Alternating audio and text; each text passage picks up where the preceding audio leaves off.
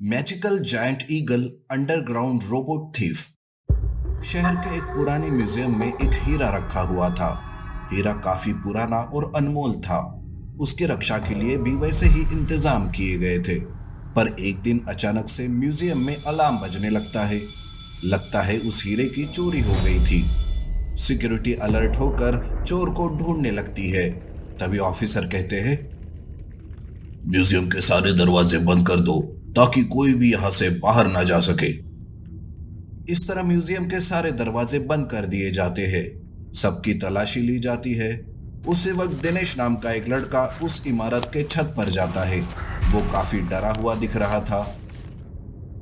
अरे मैंने तो मना किया था ये काम करने से। मैं पकड़ा जाऊंगा, मुझे सजा होगी, मुझे जेल जाना पड़ेगा। नहीं नहीं, मैं जेल नहीं जाना चाहता। इससे अच्छा तो है मैं यहां से जान दे दूं। जी हाँ, दिनेश ने ही उस हीरे को चुराया था। उसकी बातों से लग रहा था कि किसी ने उसे ऐसा करने के लिए मजबूर किया हो। सिक्योरिटी वाले छत की तरफ आ रहे थे। तब दिनेश उस इमारत से कूदने की सोचता है। वो इमारत से कूदने ही वाला था कि तभी वहां एक जादुई विशाल ईगल आता है। वो दिनेश को अपने पंजों में पकड़ लेता है। अरे छोड़ो छोड़ो, मुझे कहाँ ले जा रहे हो? छोड़ो छोड़ो। जादुई विशाल ईगल दिनेश को लेकर उड़ते हुए जंगल आता है। दिनेश इन सब में बेहोश हो गया था। तब जादुई विशाल ईगल उसे होश में लाता है। दिनेश के होश में आते ही ईगल कहता है, दिनेश, वो हीरा मुझे दे दो। देखो, वो कोई साधारण हीरा नहीं है। 100 साल हो गए उस हीरे को, उसे मुझे दे दो। तुम कौन हो? मैं ये हीरा तुम्हें नहीं दे सकता, नहीं तो वो लोग मेरा परिवार को मार देंगे। देखो, मैं उन्हें भी बचा लूंगा, पर पहले वो हीरा मुझे दे दो। देखो, अगर ये हीरा उन लोगों के हाथ लग गया तो तबाही आ जाएगी। अरे आखिर इस हीरे में ऐसी क्या बात है? इसके पीछे तुम सब क्यों पड़े हो? दरअसल ये एक नागमणि है। 100 साल पहले ये खंडित हो गई थी और हीरे में बदल गई, पर अब ये मणि फिर से जागृत होने वाली है। मैं नागलोक से आया हूँ, इसे बचाना ही मेरा धर्म है। वो पापी लोग इसका गलत फायदा उठा सकते हैं। ईगल की बात सुनकर दिनेश वो हीरा उसे देने ही वाला था कि तभी वहां अंडरग्राउंड से एक रोबोट बाहर आता है। वो ईगल पर जोर का वार करता है और दिनेश को लेकर अंडरग्राउंड में ही गायब हो जाता है। दिनेश के सामने मदन था, जिसके कहने से ही उसने हीरे की चोरी की थी। दिनेश उसे देखकर कहता है, मदन, मेरा परिवार ठीक है ना? क्या सच में ये हीरा नहीं बल्कि कोई नागमणि है? बताओ मुझे। अरे तुम बस अपना काम करो और ये हीरा मुझे दे दो।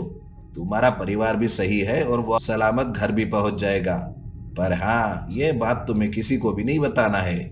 मेरी ताकत का अंदाजा हो गया होगा तुम्हें। दरअसल मदन के पूर्वज उस मणि का सालों से इंतजार कर रहे थे। मदन की अपनी एक अंडरग्राउंड में लैब थी। दिनेश एक मामूली चोर था। उसकी मजबूरी का फायदा उठाकर मदन ने ही उसे ब्लैकमेल किया था। दिनेश मदन को हीरा देकर घर वापस आता है तो मदन हीरे को देखकर बहुत खुश हो जाता है। सारे लोग इसे हीरा समझते हैं, पर किसी को क्या पता इस हीरे का क्या राज है। बस अब कल का एक दिन, पूनम की रात, ये हीरा जागृत हो जाएगा।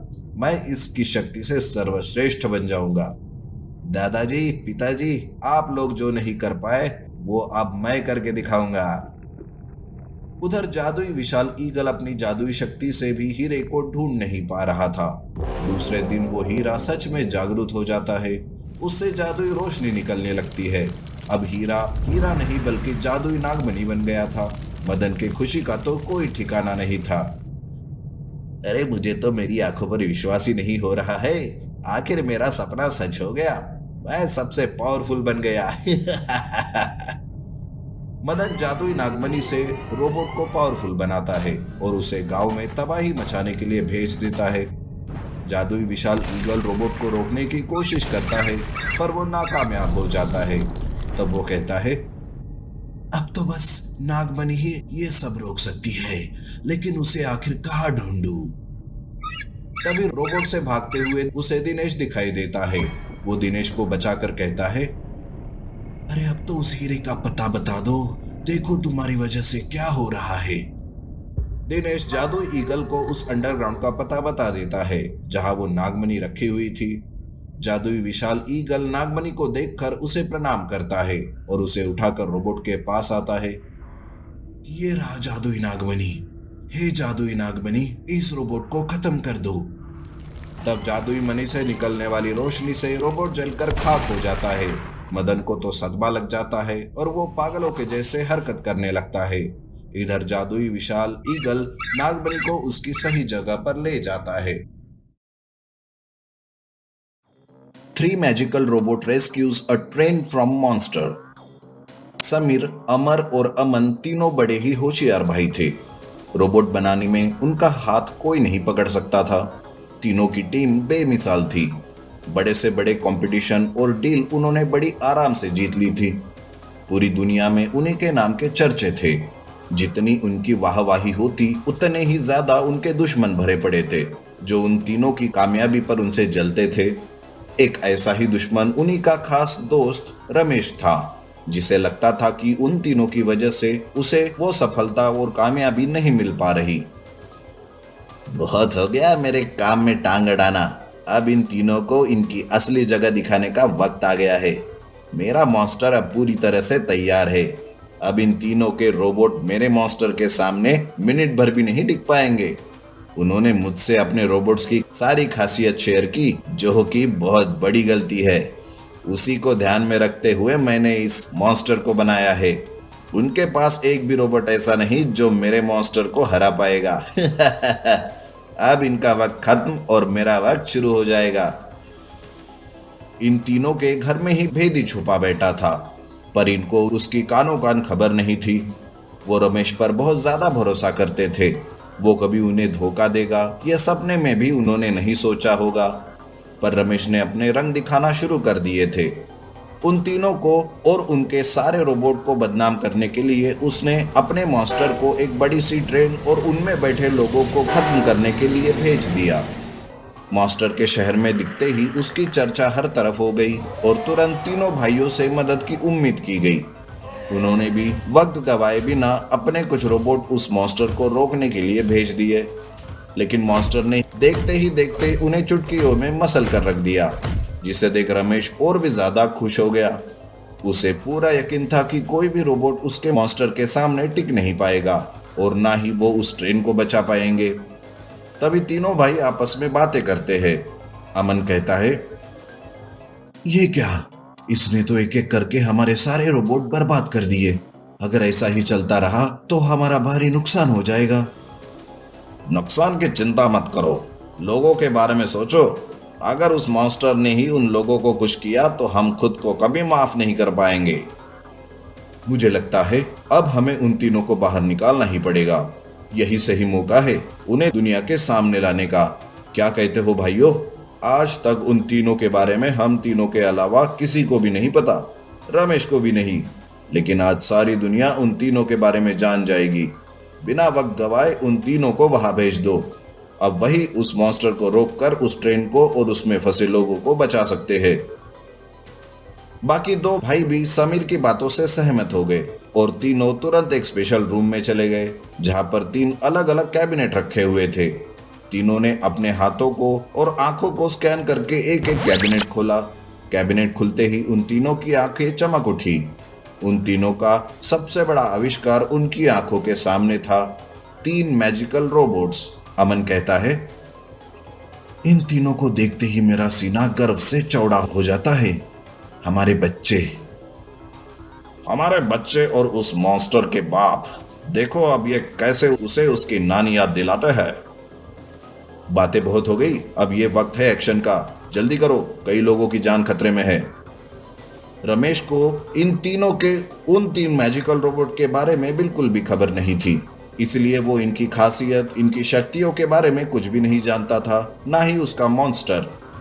तीनों ने जल्द से जल्द उन 3 मैजिकल रोबोट्स को उस मॉन्स्टर को रोकने के लिए भेज दिया।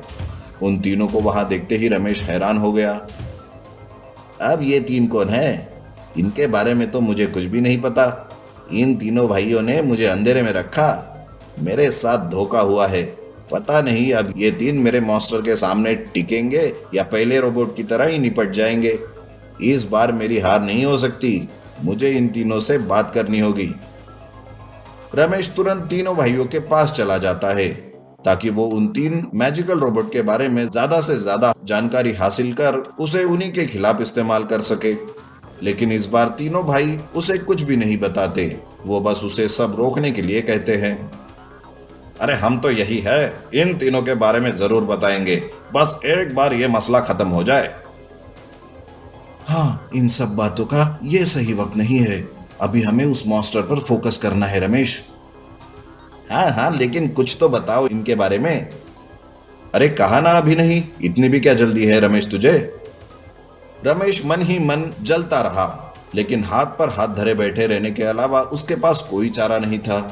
अब बस ये भगवान से प्रार्थना कर रहा था कि उसका नसीब और उसका मॉन्स्टर दोनों साथ दे दे। पर भगवान भी बस उसी की सुनता है जो अच्छे के लिए प्रार्थना करता है। वो तीनों मैजिकल रोबोट मॉन्स्टर के सामने जा पहुंचे। तीनों के तीनों ने उस मॉन्स्टर पर हमला कर दिया। उनकी भीड़ इतनी ज्यादा थी कि मॉन्स्टर बौखला गया और उसी का फायदा उठाते हुए तीनों ने एक साथ आग की बरसात उस मॉन्स्टर पर कर दी। पर मॉन्स्टर जैसे तैसे उससे बच गया। मॉन्स्टर को कुछ समझ में नहीं आ रहा था उन तीनों पर कैसे हमला करे। तीनों बहुत ज्यादा स्मार्ट और पावरफुल थे। देखते ही देखते उन्होंने अपना शरीर का आकार बड़ा कर लिया और अब फुल पावर के साथ मॉन्स्टर पर हमला कर दिया। मॉन्स्टर के बचने का तो चांस ही नहीं था। कुछ ही पल में मॉन्स्टर पूरी तरह से खत्म हो गया। उसको खत्म होते ही तीनों भाई भी उसकी जांच पड़ताल करने लगे। पास में रमेश भी उनके साथ में ही था। ओह शिट, मैं फिर से इनसे हार गया। अब कहीं मेरी असलियत का पता ना चले इनको। अरे जरा इस मॉन्स्टर के पार्ट्स को तो देखो, ये कहीं देखे जैसे लग रहे हैं। अरे ये तो हमारे ही बनाए हुए पार्ट्स है जो हमने रमेश को दिए थे। रमेश, ये सब क्या है। अब रमेश के सामने अपनी गलती मानने के अलावा कोई रास्ता नहीं बचा था, इसलिए वो उन्हें अपनी सच्चाई बताता है कि कैसे जलन की वजह से और बार बार हारने का दुख सहन करने की वजह से उसने ये कदम उठाया था। उसकी बातें सुनकर तीनों भाइयों को बहुत अफसोस हुआ, पर रमेश को उसके किए की सजा मिलना भी जरूरी था, इसलिए उसे तुरंत पुलिस के हवाले कर दिया। तो दूसरी ओर तीनों मैजिकल रोबोट और उन तीनों भाइयों की चारों तरफ तारीफ होने लगी।